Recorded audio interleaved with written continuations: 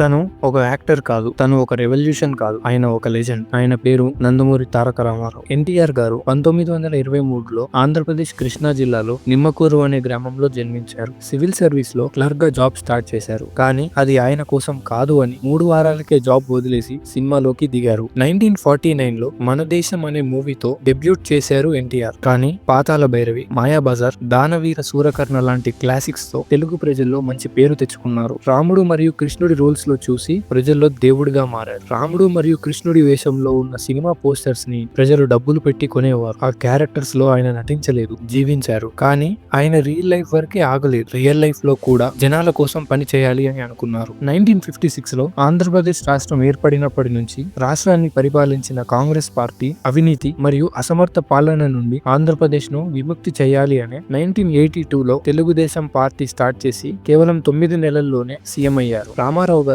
ఎక్కడ ఎంట్రీ ఇచ్చినా హిస్టరీనే మార్చిన మనిషి అయ్యారు.